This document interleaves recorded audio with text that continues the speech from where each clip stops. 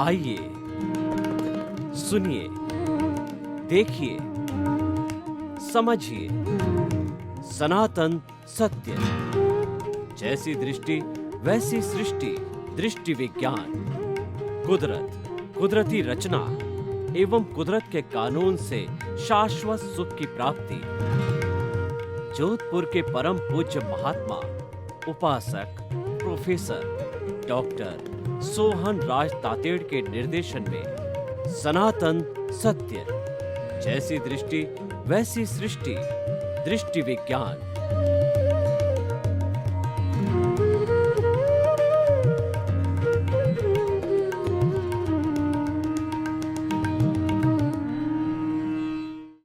मातृशक्ति को नमन।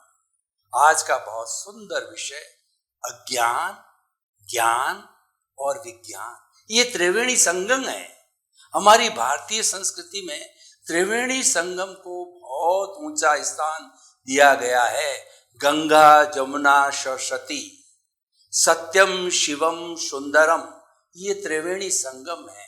ब्रह्मा विष्णु महेश, ये त्रिवेणी संगम है। सम्यक दर्शन, सम्यक ज्ञान, सम्यक चारित्र, ये ट्रिपल ज्वेल्स त्रिवेणी संगम है।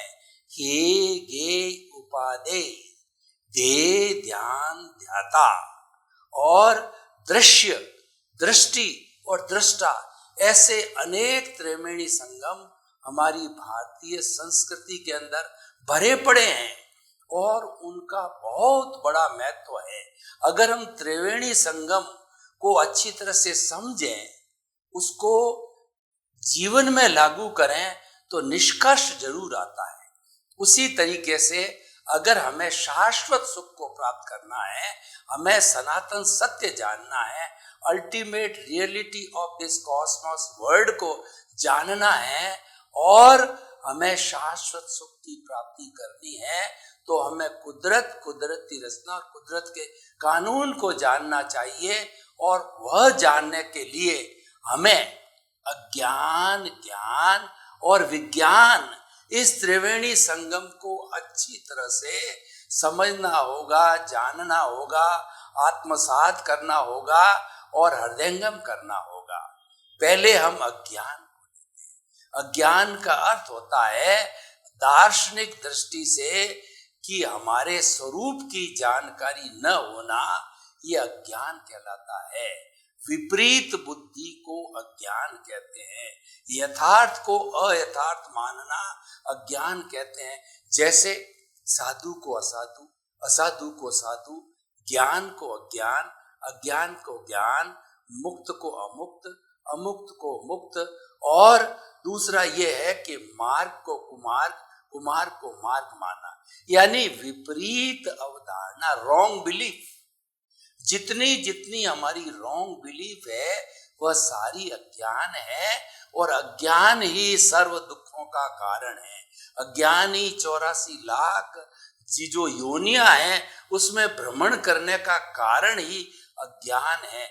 इस कारण को अगर हम मिटा देते हैं, तो हमारी आत्मा सर्व कर्मों से मुक्त हो जाती है। वो पूर्ण निर्जरा को प्राप्त हो जाती है, वह मुक्ति को प्राप्त हो जाती है। वो emancipation, salvation, bondage free, bondage from all the karmas प्राप्त करके शाश्वत सुख को प्राप्त हो जाती है, अपने मूल स्वरूप को प्राप्त हो जाती है, और सिद्ध शिला के अंदर ईश्वर भगवान के रूप में जाकर के विराजमान हो जाती है। और कभी भी 84 लाख के भ्रमण के अंदर, जो कि हमारे दुख का कारण जो है, वह उसमें भ्रमण नहीं करती, क्योंकि कारण नष्ट हो जाता है। Without the reason there is no cause effect at all. This is the law of the nature. बिना कारण के कोई कार्य नहीं होता है। ये प्रकृति का कानून है, ये प्रकृति का नियम है। तो इसीलिए इस नियम को समझना हमें बहुत जरूरी है। देखिए कि मनुष्य अज्ञान के वशीभूत क्यों होता है, इसका कारण है राग द्वेष। अज्ञान को ही राग द्वेष कहा गया है। हमारी भारतीय संस्कृति में सभी धर्मों ने अज्ञान को भ्रमण का कारण माना है और अलग अलग दर्शनों ने अलग अलग नामों से पुकारा है। कोई कर्म रज कहता है, कोई कर्म फल कहता है, कोई कार्मण शरीर कहता है, कोई लिंग शरीर कहता है, कोई कॉजल बॉडी कहता है, कोई अविद्या कहता है और कोई जो है इसको मोह का संसार कहता है, कोई कषाय कहता है, कोई कर्म कहता है। अलग अलग नाम दिए पर सबका भावार्थ एक ही है। पूरे विश्व के सभी धर्मों को अगर हम जो है निष्कर्ष के रूप में देखें कि हमारी आत्मा मुक्ति को क्यों नहीं प्राप्त होती है, तो ये सभी ने माना है कि इसका कारण अज्ञान है। इसके अंदर किसी की असहमति नहीं है। तो हमें मूल कारण को पकड़ते हैं तब उसका निवारण होता है। देखिए, हम कभी बीमार पड़ते हैं तो डॉक्टर के पास में जाते हैं, तो डॉक्टर जो अच्छा अनुभवी डॉक्टर होगा, सीनियर डॉक्टर होगा, तो वो क्या करेगा, हमारा आचार विचार, रहन सहन, खान पान, सभी चीजों की बातचीत करेगा और हमारी फैमिली हिस्ट्री लेगा। ये सब क्यों लेता है? ये डायग्नोसिस करना चाहता है कि आखिर रोग का कारण कहाँ से, रोग उत्पन्न कहाँ से होता है। जब वो कारण और कई टेस्टिंग भी कराता है, तो इन सब को मध्य नजर रखते हुए वो एक निश्चित कारण तक पहुंच जाता है जिसको डायग्नोसिस कहा जाता है। और जब कारण में पकड़ में आ जाता है तो निवारण श्योर हो जाता है। यानी हमको बीमारी पकड़ में आ जाती है तो उसकी दवाएं तो आजकल सभी जो है बीमारियों की दवाएं बन चुकी है, या टेस्ट बन चुके हैं, या इंजेक्शन बन चुके हैं, या शल्य चिकित्सा हो गई है। लेकिन कारण पकड़ में आना जरूरी है। अगर बिना कारण पकड़े हमने जो है भ्रमवश कोई इधर उधर की दवाई ले ली, चीरा फाड़ा करा दिया, तो वह नुकसानदायक हो सकता है। इसीलिए कारण को पकड़ना बहुत ही जरूरी है। तो हमारा कारण हमने पकड़ लिया, वह है अज्ञान। तो हम जब इस अज्ञान को पकड़ लेंगे तो निश्चित रूप से हम इसका निवारण कर लेंगे। अब कारण पकड़ में आ गया तो इस कारण का निवारण क्या है? देखिए कि एक रोग होता है, एक प्रतिरोधात्मक शक्ति होती है। हमारी माँ ने, नेचर माँ ने जब हमको सभी प्राणियों को जन्म दिया तब ये कह करके भेजा, मानव को स्पेशली, कि शरीर जीवनम, तुम 100 साल तक जियोगे, मेरी गारंटी है। मैंने तुम्हारे शरीर में यूनिबिल्ट सिस्टम लगा दिया है। आजकल जो टीवी, एसी और जो है अपने जितने भी चीजें आती है इलेक्ट्रॉनिक, उसके अंदर यूनिबिल्ट सिस्टम होता है कि वोल्टेज का फ्लक्चुएशन ऊपर नीचे आए तो यह यूनिट जले नहीं, वो एब्जॉर्ब कर लेता है। तो उसी तरीके से उस यूनिबेल्ट सिस्टम जो प्रकृति ने हमारे भीतर डाल रखा है, तो उसका नाम प्रतिरोधात्मक शक्ति है, इम्यून सिस्टम है। उस सिस्टम के अंदर WBC व्हाइट ब्लड सेल्स और RBC रेड ब्लड सेल्स होते हैं। WBC हमारे लड़ाकू जो है, वो कहना चाहिए कि वो सोल्जर्स है। जब कभी भी ये लड़ाकू सोल्जर्स जो है किसी भी कहते जर्म्स को कहिए, वायरस को कहिए, जब वो ब्लड में एंट्री लेता है तो जैसे शरद के ऊपर हमारे सैनिक क्षत्रिय को कैसे झपटते हैं, उसको झपट करके तुरंत समाप्त कर देते हैं। इसीलिए आपने देखा होगा जिसका इम्यून सिस्टम बहुत पावरफुल है उनको कोरोना नहीं हुआ। कोरोना किसको हुआ? जिसका इम्यून सिस्टम बहुत लो है या इम्यून सिस्टम जो है उसका डिस्टर्ब है, उसको हुआ है। तो भाइयों और बहनों, रोग की प्रतिरोधात्मक शक्ति, ज्ञान, जो हमारा ज्ञान है उसकी प्रतिरोधात्मक शक्ति है ज्ञान।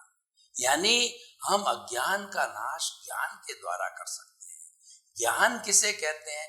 ज्ञान दो तरह का होता है। एक तो हमारा होता है व्यवहारिक ज्ञान और एक होता है हमारा निश्चय का ज्ञान। निश्चय का ज्ञान होता है वह अपने स्वरूप की पहचान करना, मैं कौन हूँ, मैं कहाँ से आया हूँ, मुझे कहाँ जाना है, जब अपने स्वरूप की जानकारी हो जाती है तो सारा ज्ञान आ जाता है। इसीलिए ज्ञान वह है जो आप अपने स्वरूप की जानकारी करते हो। स्वरूप का ज्ञान होना या जानकारी न होना, ये वास्तव के अंदर एक अज्ञान है। और व्यवहारिक ज्ञान क्या है कि हमारी मन वचन काया की जितनी प्रवृत्तियां हम जन्म से मृत्यु तक करते हैं, जो कि हम पूर्व जन्म से साथ में लेके आते हैं, उदय और प्रारब्ध के अधीन लेकर के आते हैं, वो मन वचन काया की तीनों बैटरियां इस जन्म के अंदर डिस्चार्ज होती रहती है, जो कि उदय और प्रारब्ध कहलाता है और वो व्यवस्थित है। इसीलिए कहा गया है, हमारे सनातन सत्य के दो बड़े उसूल है, वो आप हमेशा ध्यान में रखें, उनको केंद्र में रखें कि मन वचन काया तथा उससे जुड़ी हुई हर अवस्था मात्र कुदरती रचना है जो व्यवस्थित है। मन वचन काया की जो भी जन्म से मृत्यु तक प्रवृत्ति चलती है, वो आपके हाथ में नहीं है, वह जन्म लेते ही कुदरत के हाथ में आ जाती है। क्योंकि पिछले जन्म के अंदर जब हमारा आयुष्य समाप्त हो रहा था, उस समय में हमने अपना जीवन का पेपर हल करके एक कुदरत रूपी एग्जामिनर को दे दिया था। एग्जामिनर जो है हमारी मार्किंग करता है, नंबरिंग करता है, तो एग्जामिनर हमको रिजल्ट देता है। एग्जामिनर ने आयुष्य समाप्त होते ही अपने हाथ में कुदरत ने ले लिया। इस जन्म में वो द्रव्य कर्म के रूप में, उदय और प्रारब्ध के रूप में सारे रिजल्ट देता है। वो व्यवस्थित मतलब फिक्स है, उसमें बदलाव लाने की आपकी कोई क्षमता नहीं है। और कुदरत भी कहती है कि मैं तो परफेक्ट न्याय करती हूँ। देखिए, हमारी वर्तमान की न्याय व्यवस्था है, बड़े बड़े जो है छोटे से एसडीएम से ले जाकर के सुप्रीम कोर्ट के चीफ जस्टिस तक, जितने बीच के अंदर जो हमारे कहना चाहिए कि ये ज्ञान हमारे जो ये करने की जो व्यवस्था है, जो हमें ज्ञान देने की जो व्यवस्था है, या हमारा न्याय करने की जो व्यवस्था है, वह उसमें भूल हो सकती है। लेकिन कुदरत के कानून के अंदर, कुदरत की रचना के अंदर कोई भूल नहीं हो सकती, वो एकदम परफेक्ट है। तो इसीलिए जब कुदरत कोई भी हमें अवार्ड देती है, पनिशमेंट देती है, तो हमें हुआ सो न्याय कहना चाहिए। जो न्याय हमको बाहर से मिलता है, व्यवहार से मिलता है, उसमें गलती हो सकती है। प्रभु के न्याय के अंदर, कुदरत के न्याय में कोई गलती नहीं, उसको एक्सेप्ट करो कि हुआ सो न्याय। तो इसीलिए हम बात कर रहे थे कि ज्ञान से अज्ञान को मिटाना होता है। तो आप सबसे पहला स्वरूप का ज्ञान करो। स्वरूप का ज्ञान क्या है कि जो कुछ भी कार्य चल रहा है, वो तो कुदरत करा रही है, कुदरत के अधीन है।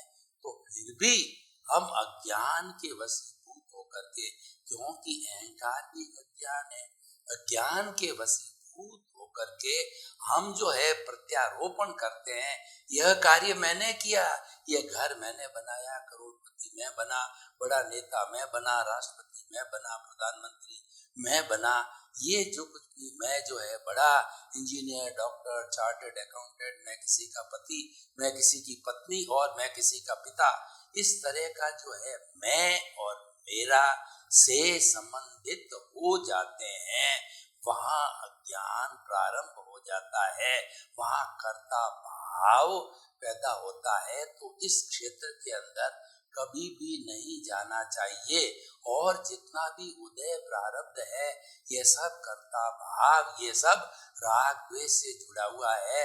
और अपने स्वरूप की जानकारी करने का अर्थ है कि आप इस जगत के समस्त जीवों को निमित्त, निर्दोष, अकर्ता और शुद्ध आत्मा समझो। यानी कि आप जो है किसी को कर्ता मत समझो, अपने आप को मत समझो, और इस पूरी सृष्टि के किसी भी प्राणी को कर्ता मत समझो।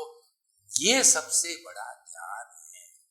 वो जो भीतर का जो है हमारा जो कहना चाहिए कि उपादान है, उपादान जब हृदय में आएगा तब ज्ञानी पुरुष के रूप में निमित्त मिलेगा और उनका अतिशय है, उनकी कृपा है, उनकी कृपा से हमारा जो दर्शन मोहनीय कर्म है उसमें अनंतानुबंधी कर्म है, वो हमारे ज्ञानी पुरुष वशीभूत करके हमको ऐसा ज्ञान देते हैं। क्या ज्ञान देते हैं कि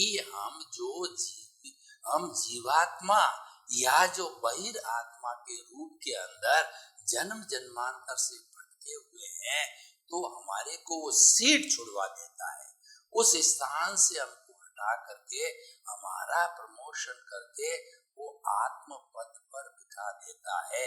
यानी कि वो हमारे को जो है वो जीवात्मा से अंतर आत्मा बना देता है, स्वार्थ की चेतना से हटा के परार्थ की चेतना पर बिठा देता है। और फिर उसके बाद के अंदर विज्ञान जिसकी हम चर्चा करेंगे, उसकी प्राप्ति करने के लिए वो तीन बड़े बड़े हमको साधन या कहना चाहिए त्रिवेणी जो है उपक्रम हमको देता है। वो क्या है? प्रीति, जागृति और अनुभव। वो जब हमको आत्म पद पर बिठाता है तो हमारे को 100% ये एहसास करा देता है कि तुम अब कर्ता से जो है आत्म पद पर आ गए हो, पद बदल गया है। तो पद बदलते ही तुम्हारी सोच को जो है वो बदलो, क्योंकि जो आपका पुण्य प्रारब्ध चल रहा है वो तो फिक्स है, उसको भगवान भी बिना भुगते जो है कम या ज्यादा नहीं कर सकते। भगवान को स्वयं को भी अपना उदय और प्रारब्ध भुगतना पड़ा था। मैं आपको उदाहरण दूं कि भगवान महावीर ने जब जो है दीक्षा ग्रहण करी 30 साल की उम्र में, तब उन्होंने अवधि ज्ञान और मनोपरिज्ञान से देखा कि मेरे कर्म वो 23 तीर्थंकरों के कर्मों से भी ज्यादा भारी है और वो अवधि ज्ञानी मनोपरिज्ञानी थे। तो उन्होंने कहा कि मेरे पास में साधना के 12.5 वर्ष ही जो है वो बचे हैं। तो उन्होंने जो है वह जो है अभी मैंने जो ज्ञान की स्थिति बताई उस स्थिति में आ गए, वो आत्म पद पे आ गए, वो आत्म प्रकोष्ठों के अंदर चले गए, जो कि दूसरे शब्दों में हम कहते हैं कि वो ज्ञाता दृष्टा बन गए। किसके ज्ञाता दृष्टा? कि 12.5 वर्ष के अंदर वो संपूर्ण रूप से देखते रहे कि महावीर के रूपी जो मन वचन काया है उसके जो उदय प्रारब्ध चल रहा है वो अलग है, मैं अलग हूँ।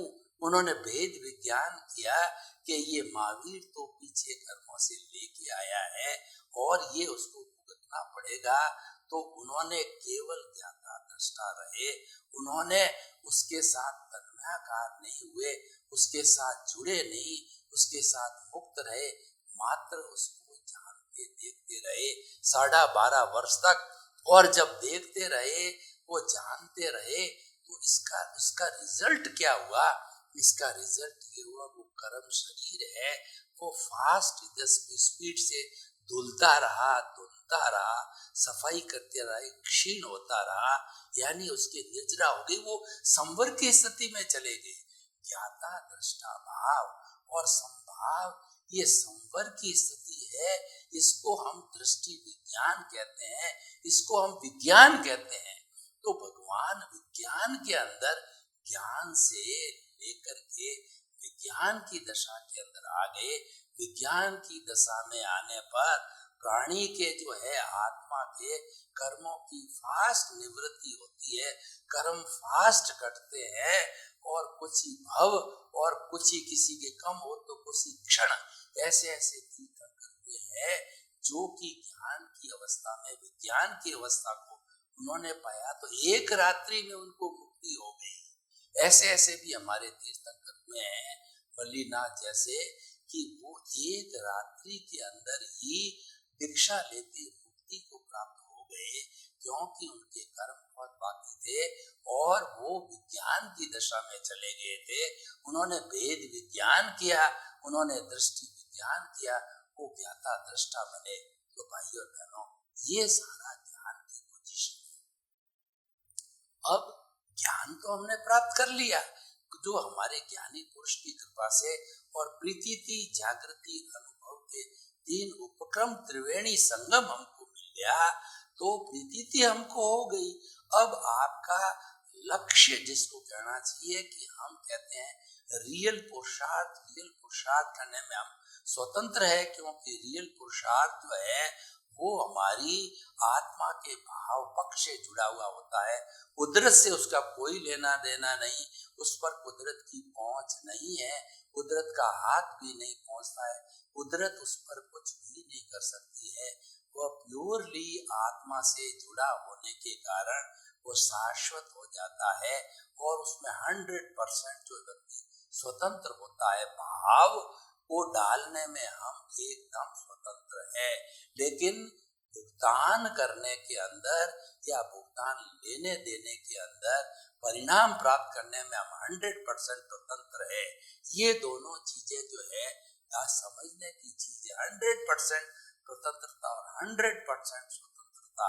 और जब हम ये जो है करने लग जाते हैं, शुद्ध भाव करने लग जाते हैं, ज्ञाता दृष्टा दृष्टि विज्ञान भेद विज्ञान के रूप में करने लग जाते हैं, विज्ञान के रूप में करने लग जाते हैं, तो हम धीरे धीरे जो है मुक्ति की अवस्था को प्राप्त करके परमात्मा बन जाते हैं। देखिए कि यह जीव जो है, जीव वही है, इसकी तीन अवस्थाएं हो गई। पहली तो है बहिर आत्मा या जीवात्मा, जो कि स्वार्थ की चेतना से संचालित है, और ज्ञान लेने के बाद में वो जीवात्मा या परार्थ की चेतना होती है। उस चेतना का ऊर्ध्वारोहण होता है। चेतना वही है, लेकिन उसका स्थान जो है ऊपर हो जाता है, 1 नंबर से 2 नंबर पर आता है, और 2 नंबर पे जो हमारा अनुभव बढ़ता है, हमारी जागृति बढ़ते बढ़ते 100% जागृति बराबर रहती है। क्या जागृति रहती है कि मन वचन काया से मुक्त, ऐसा मैं शुद्ध आत्मा हूँ। मन वचन काया का काम नीचे चल रहा है, मैं तो उससे कमलवत रूप से, मैं विधेय रूप से उससे ऊपर हूँ, उससे मुक्त हूँ। तो वह मुक्त रहने की अवस्था है, मन वचन काया से मुक्त, ऐसा मैं शुद्ध आत्मा हूँ। मैं शुद्ध आत्मा हूँ, मैं शुद्ध आत्मा हूँ, मैं ज्ञाता हूँ, मैं दृष्टा हूँ, मैं जानने वाला हूँ, मैं देखने वाला हूँ, मैं अनंत ज्ञान वाला हूँ, मैं अनंत दर्शन वाला हूँ, मैं अनंत शक्ति वाला हूँ, मैं अनंत सुख का धाम हूँ, मैं अव्याबाद हूँ, मैं टंकोत्की हूँ, मैं अजन्मा हूँ। मेरी आत्मा जो मरती नहीं, जलती नहीं, कटती नहीं, वो तो अजर है, अमर है, अविनाशी है, किसी को रोकती नहीं, किससे रुकती नहीं। हरि अनंत, हरि कथा अनंत। ऐसे हमारे भीतर विराजमान शुद्ध आत्मा भगवान मूल स्वरूप वाले हरि की जो है हम कथा करने लगते हैं। देखिए जो कथा करने वाले लोग आते हैं, वो 4-4 महीने भागवत कथा, रामायण की कथा, गीता की कथा और अपने अपने जो है वो इष्ट की या भगवान की जो है वो कथा को 4-4 महीने बांसते हैं।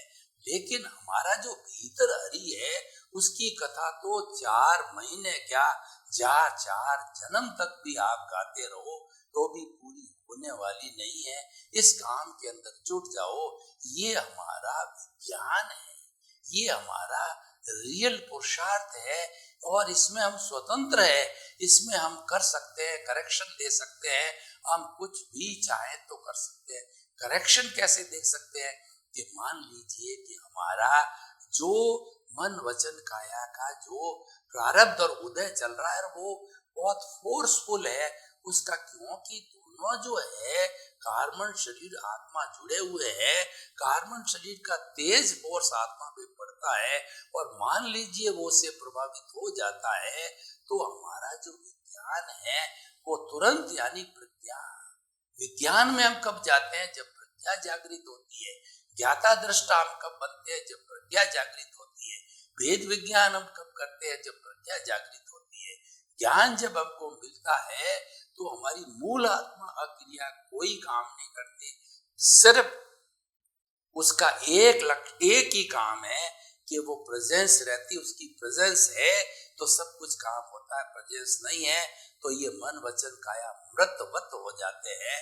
तो ऐसी अवस्था के अंदर वो विज्ञान जब काम करता है तो धीरे धीरे जागृति बढ़ती जाती, जागृति इतनी हाई दशा पर पहुंच जाती है कि अनुभव भी 360 डिग्री का हो जाता है और 360 डिग्री का अर्थ होता है केवल ज्ञान, वो विज्ञान 100% पर आ जाता है और हम मुक्त हो जाते हैं। सर्वे भवन्तु सुखिनः, सर्वे सन्तु निरामया। लोक के सब जीवों को सुख मिले, शांति मिले, आनंद मिले, प्रेम मिले, उनको वो विज्ञान मिले। आपके प्रति मंगल भावना, शुभकामना।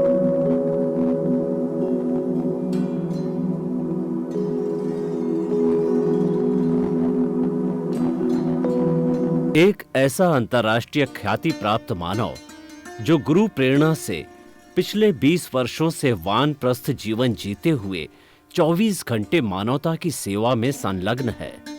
एक ऐसा मानव जो अभी राष्ट्रीय, अंतर्राष्ट्रीय टीवी चैनलों पर 7,500 एपिसोड के माध्यम से सनातन सत्य, आत्मविज्ञान एवं पुनरुत्थान, व्यवहार एवं निश्चय जगत के जीवनोपयोगी विषयों पर हृदय स्पर्शी प्रवचन कर चुका है। उस मानव का नाम है महात्मा उपासक प्रोफेसर डॉक्टर सोहन राज तातेड़। प्रोफेसर तातेड़ द्वारा योग, दर्शन, शिक्षा विषयों पर रचित पीएचडी स्तर के 250 शोध ग्रंथ भारत के 100 प्रतिष्ठित विश्वविद्यालयों में शोधार्थी पढ़ रहे हैं तथा वे सभी शोध ग्रंथ वहां की सेंट्रल लाइब्रेरियों में उपलब्ध हैं। महात्मा सोहन राज ने अभी तक हजारों स्कूलों, कॉलेजों, विश्वविद्यालयों एवं संस्थाओं में सेमिनार, वर्कशॉप, कैंप लगाकर लाखों विद्यार्थियों को योग, दर्शन, शिक्षा का प्रशिक्षण देकर उन्हें सुसंस्कारित किया। डॉक्टर तातेड़ ने भारतीय संस्कृति उत्थान के 4000 से अधिक समसामयिक विषयों पर आर्टिकल लिखकर ऑनलाइन जर्नल, पत्रिकाओं, वेबसाइट्स पर प्रकाशित किया, जिसका उपयोग लाखों पाठक कर रहे हैं। उपासक तातेड़ के 5000 से अधिक आज का सुविचार, आज का शुभ संदेश, आज का मंगल भावना योग आदि चिंतन websites, Twitter, blogger, Facebook, YouTube माध्यमों से लाखों लोग अपना जीवन निर्माण कर रहे हैं। मानवता के मसीहा ऐसे महामानव महात्मा सोहन राज तातेड़ के प्रोफाइल को अभी तक विश्व के 20 लाख दर्शक यूट्यूब पर, 12 लाख गूगल पर एवं लाखों दर्शक फेसबुक, ब्लॉगर, ट्विटर और इंस्टाग्राम पर देख चुके हैं।